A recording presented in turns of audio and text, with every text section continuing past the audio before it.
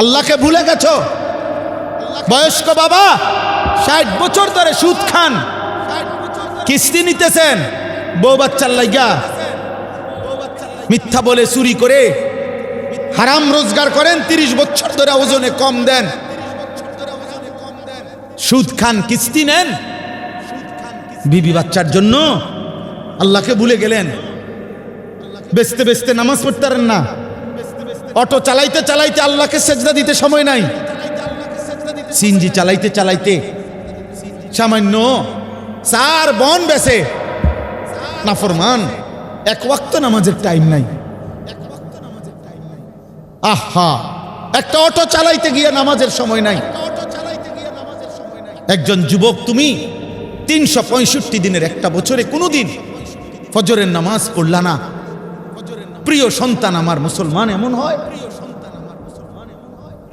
মুসলমান এমন হয়, খুদার 365 দিনে কোনোদিন মনেও পড়ল না ফজরের ওয়াক্ত হয় কখন, ফজরের নামাজ হয় কখন, ফজরের আজান হয় কখন। তুমি, তোমার যদি বিবেক থাকে, একটা ছেলেকে বলে গেলাম, যদি বিবেক থাকে, যদি মরে না যাও, তাহলে তুমি ইনসাফ করে বলো, তুমি বলো, ইনসাফ করে বলো, এটা কোনো মুসলমান হইতে পারে কিনা? একদিন না, 2 দিন না, 365 দিন খোদার একদিনও ফজরের নামাজ পড়লা না। 40 বছর হায়াত চলে গেল, 60 বছর আল্লাহর কোরআন দেখে দেখেও পড়তে পারেন না। মুসলমান এমন হওয়ার কথা বলেন? 60 বছর বয়স পর্যন্ত, সেই 6 বছর বয়স থেকে 60 বছর পর্যন্ত, 4 বছর বয়স থেকে 60 বছর পর্যন্ত কোনদিন ব্রাশের কথা, টুথপেস্টের কথা ভুল হলো না, কিন্তু মেসওয়াক চিনলেনও না, মেসওয়াক করলেনও না। এ কেমন নবীর জীবন, ভালোবাসা, এ কেমন আশেক, এ কেমন নবীর কথা মনে পড়লো? বলেন, কেমনে জবাব দিবেন? কেমনে জবাব দিবেন? গত 20 বছর ধরে দাড়ি কাটেন, এই অবস্থায় মৃত্যু হলে, আমনের মৃত্যু যদি হয় 30 বছর বয়সে, আপনি কবরে উঠবেন কি 60 বছরের বুড়া হইয়া? কথা বলেন না কেন? আরে বুঝেন নাই আমার কথাটা? যার মৃত্যু যে অবস্থায় হয়েছে, তো উনি কবরের থেকে যখন উঠবে হাসরের মাঠে, তখন বুড়ো হয়ে উঠব। এই অবস্থায়, কোন অবস্থায়? এই অবস্থায়। তো দাড়িবিহীন এই চেহারা নিয়ে সুপারিশের জন্য কেমনে যাবেন? হাউজে কাউসারের পানির জন্য কেমনে যাবেন? কেমনে দাঁড়াবেন নবীজির সামনে? তিনি কিছু বলবে না? বিড়ি সিগারেটের এই দুর্গন্ধওয়ালা মুখ নিয়ে প্রিয় নবী সাল্লাল্লাহু আলাইহি ওয়াসাল্লামের কাছে কেমনে যাবেন? ঘরে একটা রঙিন টেলিভিশন রাইখা যিনি মারা গেলেন, আপনি কেমনে যাবেন ফের নবীজির সামনে? বাজার মসজিদের ইমাম সাহেব, এক বাজারে আমার পরিচিত, উনি আমারে কইতেছে, ওনার মসজিদের এক বাজার মসজিদের এক দোকানদার বাজারের তে আজীবন বেটা সুদ লাগাইত, সুদে টাকা দিত। মারা গেছে কিছুদিন আগে। মারা যাওয়ার 20 দিন পরে, 20-25 দিন পরে বেটার বউয়ে আইছে হুজুরের কাছে, ইমাম সাহেবের কাছে। ইমাম সাহেবের কাছে আইসা পর্দার আড়ালে বলতেছে, হুজুর আমগো হেবটা কাঁদতে কাঁদতে টাকা পায়, আমনে তো পুরা বাজারের সবাই চিনেন, আপনি যদি টাকাটি উড়াই দিতেন, সুদের টিয়া উড়াই দিত ইমাম সাহেব। মুসলমান, তুমি তো কবরে চলে গেলা, তোমার বউয়ে সুদের টাকা খুঁজে। কি হবে তোমার কবরে? কি হবে তোমার কবরে? যে বিল্ডিং সুদের টাকায়, যে বিল্ডিং কিস্তির টাকায়, যেই সোফা কিস্তির টাকায়, যেই ঘরের খাট পালং ফার্নিচার কিস্তির টাকায়, ওইগুলা যতদিন ওই ঘরে থাকবে, যতদিন এগুলো ব্যবহৃত হবে, ততদিন পর্যন্ত আমল নামার মধ্যে গুনাহ উঠতেই থাকবে, উঠতেই থাকবে, উঠতেই থাকবে। আপনি কবরের থেকে তওবা করবেন কেমনে? কবরে তো তওবা করা যায় না, তওবা এখানে করতে হয়। মরার পরে তো তওবা করা যায় না বাপ, কবর থেকে তো তওবা করা যায় না। আল্লাহ পাক বলছেন আমি বেইজ্জতি করব, ফাতারাব্বাসু, অপেক্ষা করো, আমি শাস্তি দেব, আমি আযাব দেব, আযাব দেব। আল্লাহকে নারাজ করে দুনিয়া চলছো যুবক, চলো। কতক্ষণ দেখবা নারী, কতক্ষণ? মোবাইলে উলঙ্গ ছবি কত বছর দেখবা? যৌবনে কোনোদিন ভাটা পড়বে না? এই শরীর শেষ হবে না কোনোদিন? কতক্ষণ দেখবা নারী? কতক্ষণ? আজ কিংবা কাল হয় বৃদ্ধ হইবা, নয় কবরে যাইবা। তখন কি বলবা? রবের সামনে কি বলবা? আল্লাহ পাকের সামনে কি বলবা? আল্লাহ তাআলা কোরআনুল কারীমের মধ্যে বলছে ওয়ালা তাকরাবুজ জিনা, জিনা ব্যভিচার, নারীর সাথে কোন রকমের অসভ্যতা, তার কাছেও যেও না। নারীর ওই ফান্দে পাও দিও না যেখানে গুনাহ হয়। ফাত্তাকুদ দুনিয়া ওয়াত্তাকুন নিসা, নবীজি বলছে দুনিয়ার ধোঁকা থেকে বাঁচো, নারীর ধোঁকা থেকে বাঁচো। নারীর হাসি বিন নারী, ওটা তোমার জাহান্নাম। নারীর নাচ, ও তো জাহান্নাম। বেপর্দা নারীর হাঁটা চলা, হায় যুবক, মোবাইলের ওই নারী, সে তো তোমার না, সে মোবাইলও তো নাই, সে তো ছবি দিয়ে তার কাজে চলে গেছে, তোমারে নষ্ট করে দিছে। তুমি শুধু ছবি না দেখো, তুমি তো ওই নারীকে দেখো না, ওই নারী তো নাই। তুমি ছবিও তো দেখো না, এ তো ছায়া ছবি, এটারে ছায়া ছবি কয়, ছবির ছায়া এটা। ছায়ার পিছনে জীবন শেষ করে দিলা। শরীরের যৌবনের শক্তি নিজের হাত নাপাক জায়গায় ব্যবহার করে যৌবনের এমন সুন্দর শক্তি নষ্ট করে দিলা ছায়া দেখে দেখে। আস্তাগফিরুল্লাহ, আস্তাগফিরুল্লাহ। আহা, বাপ চাচা মুরব্বী সব আছে দেখে এত বেশি কইতে পারলাম না, আরো বলতাম। এজন্য কিশোর নওজোয়ান, তোমাদের সবচেয়ে বড় দুর্ভাগ্য ওই ছেলেদের যাদের প্রকৃত অর্থে কোনো অভিভাবক নাই। খোদার কসম, অভিভাবক তাকে বলে যে তার অধীনস্থকে আল্লাহ এবং আখিরাতের কথা মনে করায়,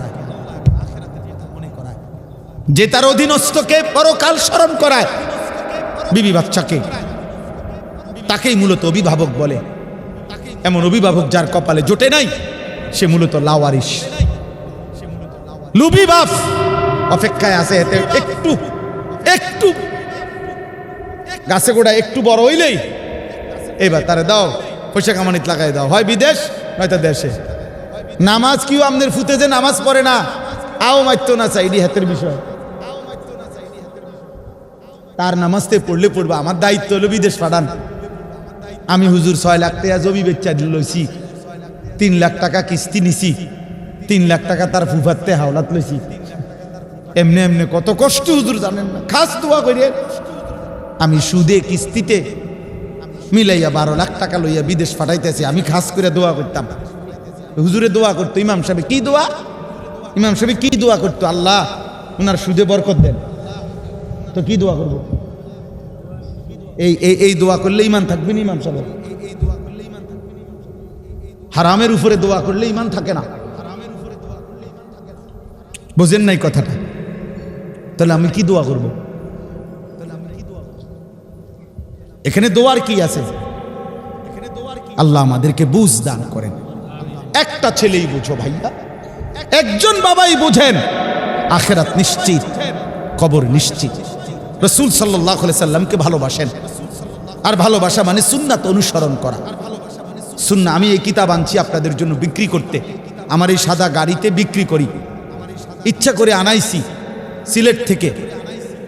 বাংলাদেশের একজন শ্রেষ্ঠ বুজুর্গ, আমাদের গাজীপুর কাপাসিয়ার হজরত অধ্যক্ষ মিজানুর রহমান চৌধুরী হজরত, বাংলা ভাষায় আজকে দীর্ঘদিনের সাধনায় বার সম্পাদনা করে সংস্কার করে বাংলায় এই কিতাবটা লিখছেন। আমাদের প্রিয় নবী সাল্লাল্লাহু আলাইহি সাল্লামের একটা সুন্নত, সুই সুতার সুন্নতটাও ছোট্ট বিন্দু বিসর্গ সুন্নত এই কিতাবে আছে। নবীজি প্রতিটা আমল কিভাবে করছেন প্রামাণ্য দলিল সমৃদ্ধ, একের প্রত্যেকটা মুসলমান তার ঘরে একটা কিতাব, মাত্র 400 টাকা। এই কিতাবটা অনেক বড় মোটা, বাংলা ভাষায় এর চাইতে পূর্ণাঙ্গ দলিল সমৃদ্ধ নবীজির সুন্নাতের উপরে আর কোনো বাংলায় কিতাব নেই। এত বড় নাই, এত মোটা বলিয়ম, ছোট ছোট আছে। হ্যাঁ, ওই তো ছোট ছোট আছে, কিন্তু এটা পূর্ণাঙ্গ। আমি ইচ্ছা করে বলছি যে ও গাজীপুর থেকে আনাইছি, সিলেট থেকে আনাইছি, যে আমরা যেহেতু মাহফিলে যাই, আল্লাহর বান্দারা কিনলে ফায়দা হবে। এক সময় মুকসুদুল মুমিনিন ঘরে ঘরে থাকতো, বেহেশতি জেওর ঘরে ঘরে থাকতো, এমন একটা কিতাব প্রত্যেকের ঘরে ঘরে রাখার মতো। বিবি পড়বে, দাদি পড়বে, নানা পড়বে, ছেলে পড়বে, যে পড়বে নবীজির একটা একটা সুন্নাত শিখতে পারবে। আল্লাহ নবী সাল্লাল্লাহু আলাইহি সাল্লামের সুন্নাত সুযোগ থাকলে কিনে নেবেন 400 টাকা দিয়ে। আমি আপনাদের কাছে শেষ করলাম এই কথা বলে, আল্লাহু লা ইয়াহদিল কওমাল ফাসিকিন। আল্লাহ তাআলা শেষ কথা বলছে, এই 8টি জিনিসকে যারা উপরে উঠাবে, আল্লাহ রসুলের ভালোবাসাকে নিচে নামাবে, আল্লাহ বলেন এরা ফাসিক, এরা পাপী। আর এমন পাপীকে আমি আল্লাহ জান্নাতের পথ দেখাবো না, হেদায়েতের রাস্তা দেখাবো না, আলোর পথে চালাবো না। ভাত খাও আমু, ভাত খাও, ভাতের লেগে আটকাই দেয়। ভাত তো ফাঁসির আসামিরও খাইতে দেয়, ভাত তো জেলখানাতেও দেয়। দুনিয়ার খাবার এ তো আল্লাহ তাআলা জন্তু জানোয়ারেরও খাবার। গরু, ছাগল, কুকুর, বিড়াল ওরা খায় না? কথা বলেন না কেন? ওরা দুনিয়া ভোগ করে কিনা? ওরা পেশাব পায়খানা করেনি, ওরা ঘুম যায়নি, ওদের সন্তানাদি হয়নি, গরু ছাগলের বাচ্চা হয় কিনা বলেন? তাহলে যৌন চাহিদা, ঘুম, পেশাব পায়খানা, খাবারের চাহিদা, এটা তো জানোয়ারেরও পূরণ হয়। একটি বাঘ কোনোদিন জীবনে, কল্পনা করেন তো, একটা বাঘ জঙ্গলের জীবনে কোনোদিন ফাঙ্গাস তেলাপিয়া খায়নি। সে তো সারা বছর গোশত খায়। সে এমন রবের গোলাম যে রব তাকে প্রতিদিন প্রতিবেলা গোশত দিয়ে রিজিক দেয়। আমাদের কোনো মানুষের এরকম কে আছে যে 30 বছর 3 বেলাই গোশত খায়? বলেন, 1000 কোটি টাকার মালিক হইলে তো আরো বেশি কম খায়, ভেজিটেবল খায়। ভেজিটেবল কয় সারে ভেজিটেবল খায়, আসলে সবজি, শাক। আর কি আপনি এটি ইংরেজি মারলে কি লাভ হলো? ইংরেজি করলে কি আর এটা গোস্ত হয়ে যায়নি? শাক তো শাকে, মানে ভেজিটেবল কইলেও যে কথা, মূলার শাক তো মূলার শাকে, পাট শাক তো পাট শাকে, কলমির শাক তো কলমির শাকে, এটা কি আর গোস্ত হয়ে যাবে ভেজিটেবল বললে? আল্লাহ আমাদেরকে বুঝ দান করেন। অতএব দুনিয়া মিলে গেছে বাবা, এটা তেমন কিছু না। आखिरत ऐसे रहे या वैसे रहे, वहां देखना फिर कैसे रहे। এভাবে রইলেন কিংবা ওইভাবে রইলেন, দেখার বিষয় হলো ওইখানে কি থাকবেন আখিরাত। প্রিয় যুবক ভাই, তোমাদের কাছে অনুরোধ, ভাইয়া নষ্ট হইও না বাপ, চরিত্রহীন হইও না বাপ। তোমারে কেউ মনে রাখতো না, আখিরাতেও কেউ চিনবে না। নাফরমানকে কেউ চিনবে না রে বাপ। লা ইউসআলু হামিমুন হামিমা, কোন বন্ধু বন্ধুকে জিজ্ঞেস করবে না। ফালা আনসাবা বাইনাহুম ইয়াওমাইদিন ওয়ালা ইয়াতাসাআলুন, কেউ কাউরে পরিচয় দিবে না, কিছুই জিজ্ঞেস করবে না। নাফরমানের কোনো বন্ধু হবে না। ওমা লিয-যালিমিনা মিন আনসার, আল্লাহ বলে পাপীর কোনো বন্ধু হবে না। ইমানদারের বন্ধু হবে, সেজদাওয়ালার বন্ধু হবে। প্রত্যেক নেককার হাসরের ময়দানও বন্ধু খুঁজে পাবে, বন্ধু খুঁজে। আল্লাহু ওয়ালিউল্লাযীনা আমানু, আল্লাহ নিজে বলছেন ইমানদারের বন্ধু সরাসরি আল্লাহ।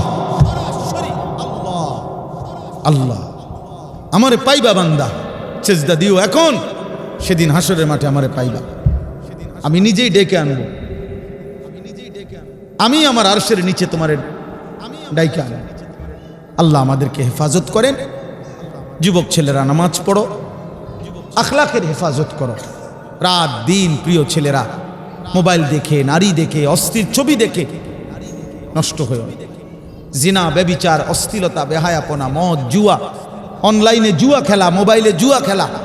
দোস্ত আমার, এমন বরবাদ করো।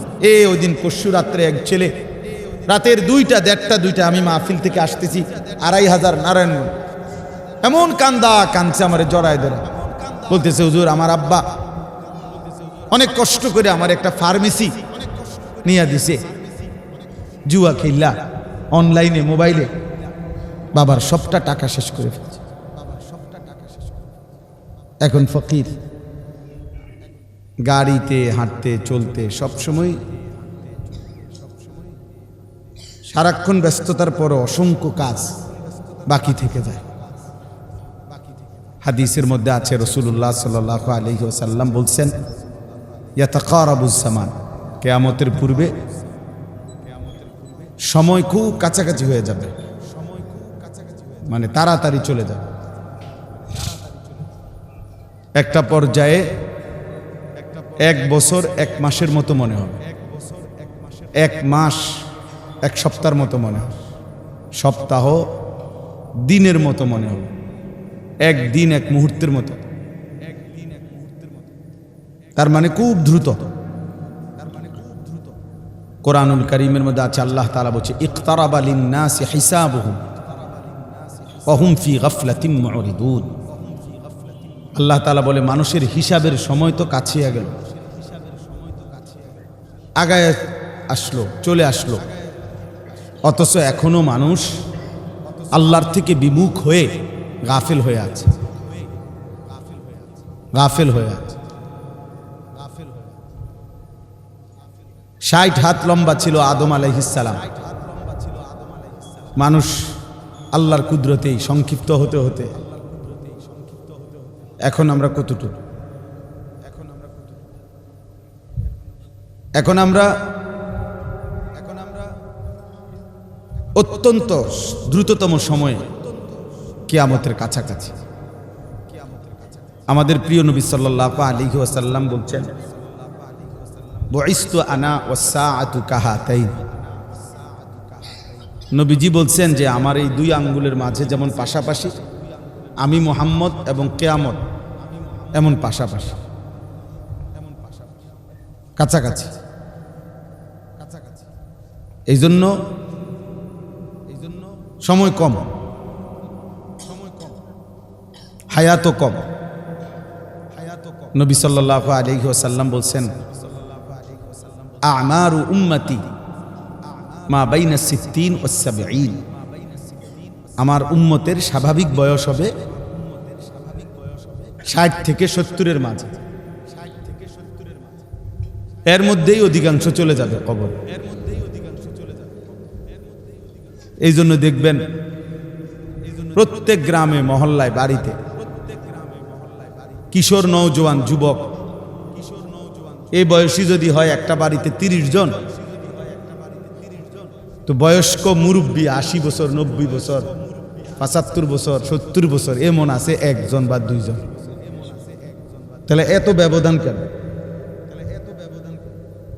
যদি কিশোর যুবক থাকে 30 জন, তো গড়ে বয়স্ক লোক তো কমপক্ষে 15-20 জন থাকার কথা। কিন্তু মানুষ বলে যে আর আমাকে ওই চাচা,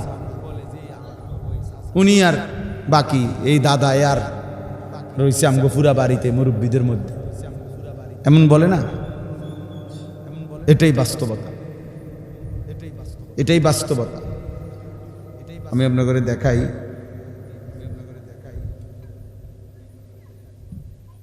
সূরায়ে মুমিন একটা সূরা আছে কোরআন শরীফ, কত নম্বর পারা? 18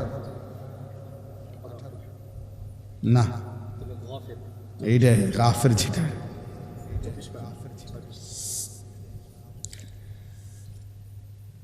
এটার আরেকটা নাম গাফের। জি,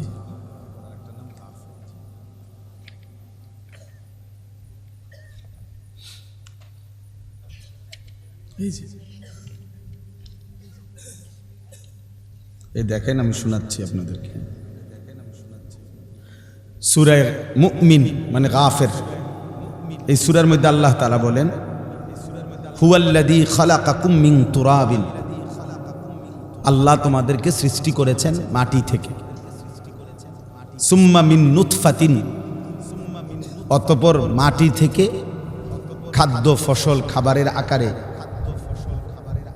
তোমাদেরকে তোমাদের পিতার বীর্য হিসাবে নুতফা তৈরি করেছেন।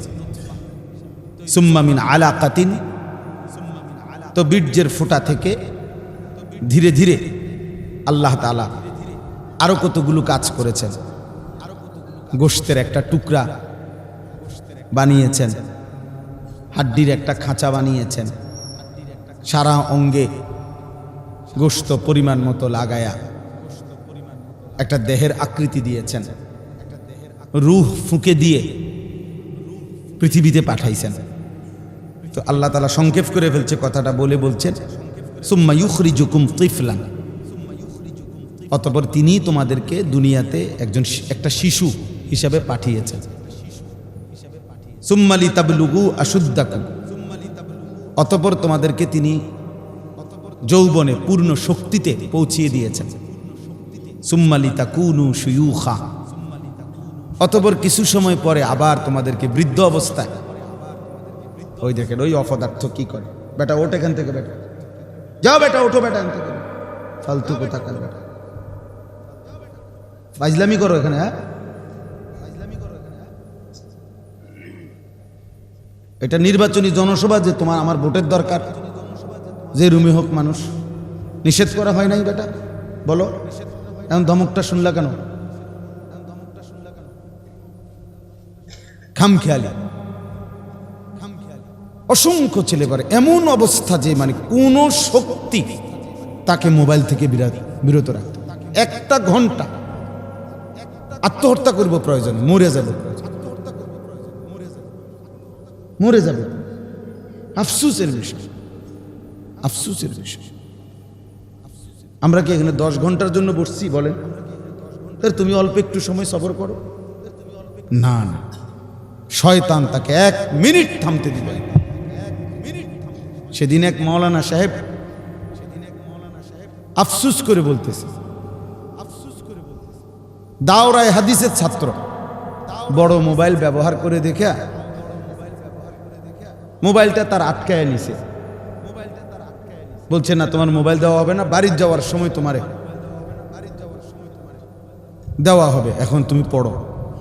সে মুহতামিম সাহেবের কাছে গিয়ে বলতেছে, উনি আফসোস করতেছে, কয় দাওরায়ে হাদিস পড়ে ছেলে, কয় আমার মোবাইল আমারে দিয়ে দেন, আমি এখানে পড়তাম না, কিন্তু আমি আমার মোবাইল আমারে দিয়ে লাইতে, মানে সে প্রয়োজনে মাদ্রাসা ছেড়ে দিবে, পড়ালেখা ছেড়ে দিবে, আমার মোবাইল আমারে দিয়ে দিতে হবে। আহা, আফসোসের ব্যাপার। সে মানে কেমন দুঃখজনক বলেন। আল্লাহর কোরআন প্রয়োজনে ছেড়ে দেব, নবীর সুন্নাত ছেড়ে দেব, হাদিস ছেড়ে দেব। মাদ্রাসা বদলাবো প্রয়োজনে, শিক্ষক দরকার 10 মাদ্রাসা বদলামু 6 মাসের ভিতরে, মোবাইল চালাইতে দিতে,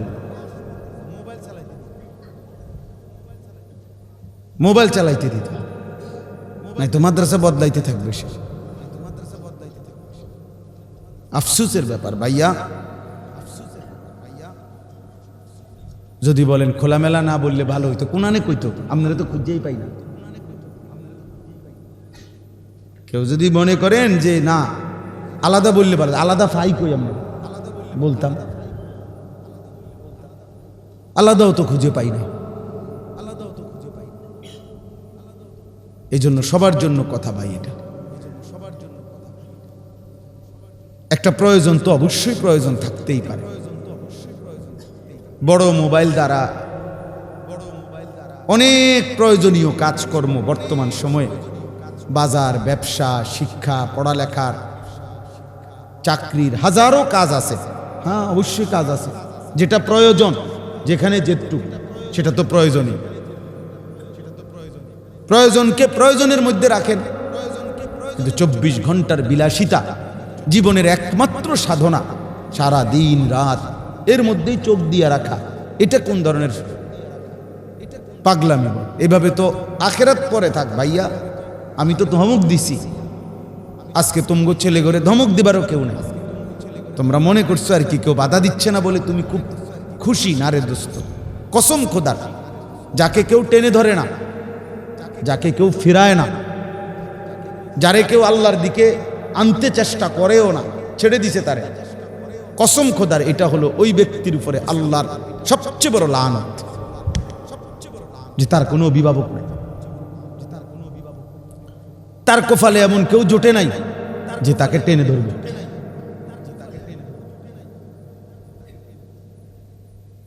তাকে ফেরাবার চেষ্টা করে। ওয়ালা তাকুনু কাল্লাযীনা নাসুল্লাহা ফাআনসাহুম আনফুসাহুম। আল্লাহ বলছে আমারে ভুলে গেছো বান্দা, ঠিক আছে আমি তোমার পরিচয় ভুলায় দেব, তোমার আর কোনোদিন মনে পড়বে না তুমি মুসলমান, তোমার আর কোনো দিন মনে পড়বে না যে মুসলমানের হালাল হারাম বলতে কিছু আছে, তোমার আর কোনোদিন মনে পড়বে না যে মুসলমানের জন্য পাক পবিত্র থাকার আলাদা কোনো গুরুত্ব আছে, এটা তোমার ভুলেই যাবে, ভুলেই যাইবে। তাহলে কোনো মানুষের উপরে আল্লাহর সবচেয়ে বড় আযাব, এটা আমার শায়েখ বলছে, আল্লামা মুফতি মুশতাকুর নবী কাসিম হুজুর বলছে, কোনো মানুষের উপরে আল্লাহর সবচেয়ে বড় শাস্তি কি? যে আল্লাহ তাআলা তাকে আত্মভোলা করে দিছে, সে আর এটা মনেই নাই তার যে কবর হবে, আখেরাত হবে, হাসরের ময়দান হবে, বিচার হবে, তার যে আমলনামা লিখা হইতেছে, তার যে গুনাহ থেকে বাঁচা দরকার, এটা হারাম, এটা হালাল, এটা জায়েজ, এটা না জায়েজ, এই কথাটাই যে ভুলে গেছে। বিড়ি খাইতেছে তো খাইতে আছে, ওমা বয়স হয়ে গেছে 60-70, খবরও নাই যে আমরা যে বুড়ো হয়ে গেছে, খবরও নাই, খাইতে আছে বিড়ি। মিথ্যা বলতেছে তো বলতেই আছে, সুদ খাইতেছে তো খাইতেই আছে, কিস্তি নিতেছে তো নিতেই আছে, নাচ গান টেলিভিশন দেখে তো দেখে, বয়স হয়ে গেছে 60, প্রতিদিন চা দোকানে একরকম চা, নাচ গান দেখে টেলিভিশন। মহিলা বেপরদা তো প্রতিদিন বেপরদা, গালি দেয় তো প্রত্যেক কথায় গালি দেয়। ওরে ভাইয়া এটা কেমন জীবন? যে একদম ভুলেই গেছে যে গুনাহ, যে গুনাহ এটা যে হারাম, এটা ভুলেই গেছে, যা দিল থেকে মুছে গেছে। কি পরিমাণ মুসিবত, কি পরিমাণ দুর্ভাগ্য, কি পরিমাণ বদনসিব এটা ভাইয়া। এজন্য বললাম আমি এই ব্যাপারে কঠোর মানুষ, আমি তো সুন্দর করে ভদ্রচিত ভাবে বলছি যে ভাই কেউ মোবাইল হাতে রেকর্ড করবেন, বলি নাই এটা বলেন, খালাস, এটা মেনে নিলেই তো হলো। অনেক শ্রোতা দিয়ে আমি করবো কি ভাই, জনপ্রিয়তা দিয়ে আমি করব কি? আমি তো ইলেকশনে দাঁড়াইছি না যে আমার জনসমর্থন দরকার, ওই ইলেকশনে দাঁড়াইবার ইচ্ছাও নাই। মনে করেন আপনি কবেন যে আপনারে দেয় কেহ না, আমার কেউ দেওয়ানোর দরকার নেই। আমরা এক হুজুরে রাগ করলে বলতো আমার এক ওস্তাদ, কয় যা তোরও আমি দেখতে পারি না, তুইও আমার দেখতে পারিস না, যা সমান সমান সমান সমান। তাহলে এই জন্য ভাইয়া ফিরতেই হবে, বুঝতে হবে আত্ম উপলব্ধি অনেক বড় নিয়ামত। মানে আমি আমাকে চিনা, আমি আমাকে বুঝা, নিজেকে চেনা অনেক বড় নিয়ামত। বুজুর্গরা তো এই জন্য বলে, এটা হাদিস না যদিও, কিন্তু আউলিয়াদের কথা, যে নিজেকে চিনলো, সে কাকে চিনলো? আল্লাহকে চিনল। আসলে বাস্তবতা নিজেকে চেনা। আমি মুসলমান, আমারে নামাজ পড়তেই হবে, আমার যত কষ্টই হোক আমারে ফজরের নামাজ পড়তেই হবে, কারণ আমি তো মুসলমান। এই যে উপলব্ধি, এই বিশ্বাস কলিজা, এটা বসা অনেক বড় নিয়ামত, অনেক বড় নিয়ামত। যে নাফরমান আত্মভোলা হয়ে যায়, নিজেকে ভুলে যায় দোস্ত, ও আর ফিরতে পারে না। নুওয়াল্লিহি মা তাওয়াল্লা ওয়া নুসলিহি জাহান্নাম ওয়া সাআত মাসীরা। আল্লাহ বলেন আমার রাসূলের উল্টো পথে যে চলবে, আমার ইমানদার মুত্তাকি মুমিন বান্দা যে পথে চলে তার উল্টো পথে যে চলবে, আমি আল্লাহ বললাম রাসূলের উল্টো মুমিনদের উল্টো পথে চললে, খোদার কসম আল্লাহ কোরআনে বলছে আমি তাকে ওই উল্টো পথেই চালাবো, আর এই উল্টো পথেই একদিন জাহান্নামে ফেলে দেব। নুয়াল্লিহি মা তাওয়াল্লা ওয়া নুসলিহি জাহান্নাম ওয়া সাআত মাসীরা, আর সেটা বুঝবে কত নিকৃষ্ট ঠিকানা। আল্লাহ আমাদেরকে বুঝদান করে। চলো ভাই রাগ হইও না, আল্লাহ তোমারও ভালো করুক। সুম্মা লিতাকুনু শুয়ুখা, আল্লাহ বলেন এরপরে পৌঁছে যায় কেউ বৃদ্ধ অবস্থায়। তাহলে দেখেন আল্লাহ তাআলা তিনটা স্তর বলছে, একটা শিশু, একটা যৌবন, একটা বৃদ্ধ। কিন্তু আল্লাহ নিজে বলে, আয়াত শেষ হয় নাই এখনো, অমিনকুম মান ইউতাওয়াফা মিন ক্বাবলু, আমি অনেককেই এই তিন অবস্থায় পূর্ণ পৌঁছবার আগেই, মানে বৃদ্ধ পর্যন্ত যাওয়ার আগেই মৃত্যু দিয়ে থাকি। এই জন্য প্রতিদিন ইনসাফের সাথে দেখেন সারা পৃথিবীতে বিপদে হোক, অ্যাক্সিডেন্টে হোক, রোগে হোক, যেই কোনো গোলযোগে হোক, বয়স্ক বুড়া মানুষ তার চাইতে বেশি নওজোয়ান শক্ত সামর্থ্যবান মানুষ, তাদের মৃত্যুই বেশি হয়। আপনি দেখেন ইবনুল জাওজি রাহমাতুল্লাহ আলাইহি বলছে, কোন গাছের যে ফলের জন্য যে মুকুল বের হয়, মুকুল বুঝেন না, আম গাছের যে প্রথম বের হয় এটারে কি কয়? বইল। আজ ধরে নিলাম আমরা এটা বলি, আমরাও বলি আমের বইল। এ সব মুকুল আমে রূপান্তর হয় না, ঝরে যায় বেশি। যেগুলো ছোট্ট ছোট্ট আম হয় এগুলো অধিকাংশই বড় হয় না, ছোট্ট ছোট্ট আমই ঝরে যায় বেশি। যেগুলো বড় হয় একটু, এগুলোও অধিকাংশ পাকে না, এর মধ্যেও ঝরে যায় অনেক। শেষ চূড়ান্ত পাকে অল্প কিছু আম, অল্প কিছু আম ঝরেই যায় বেশি। এই জন্য ইবনুল জাওজি রাহমাতুল্লাহ আলাইহি বলছেন এটা, যে হে যুবক হিসেব করে দেখো, ঝরেই যায় বেশি, টিকে থাকে কম। অতএব কোনো যুক্তি নাই যে এখনো সময় আছে, এখনো হায়াত লম্বা বাকি। কে তোমারে বললো ভাইয়া যে আমার দাদা 60 বছর বাঁচছে বলে আমিও 60 বছর বাঁচবো, এর নিশ্চয়তা কে দিল? আমার আব্বা 65 বছর 70 বছর বাঁচছে বলেই আমিও 65 বছর বাঁচবো, এই নিশ্চয়তা আমাদেরকে কে দিছে? আল্লাহ তো বলছে অমিনকুম মান ইউতাওয়াফা মিন ক্বাবলু ওয়া লিতাবলুগু আজালাম মুসাম্মা।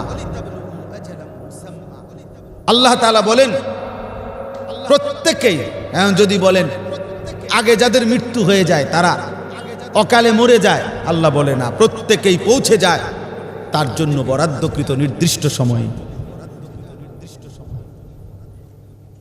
আজালাম মুসাম্মা, এটা একটা নির্ধারিত সময়। আমি আল্লাহর ফয়সালা, তুমি কে? তুমি সিদ্ধান্ত দিবার কে?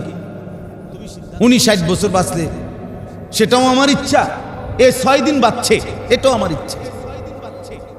আমার এক সমুন্দির বাচ্চা মারা গেছে 3 দিনের দিন, কি অপরাধ? ওই বাচ্চার অপরাধ কি? কথা বলেন, কোনো অপরাধ এটা?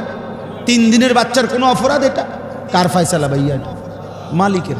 মাইলস্টোন স্কুল অ্যান্ড বাচ্চা কলেজের যে বাচ্চাগুলো মারা গেছে, ছোট ছোট বাচ্চা, মাসুম বাচ্চাগুলো, ওদের কি অপরাধ ছিল? তাহলে মৃত্যু কোনো সম্পূর্ণ আল্লাহ তাআলার ফয়সালা, এই পৃথিবী থেকে চলে যাওয়া। তাহলে আমি মূলত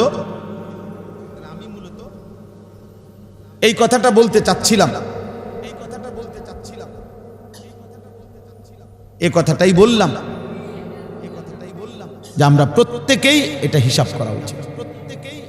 ঠিক আছে, আপনারা তাকায়েন না, আপনারা আমার দিকেই তাকান। আমাদের প্রত্যেকের সময় কম, আমাদের সামনে লম্বা সফর, অনেক লম্বা কবরের জীবন।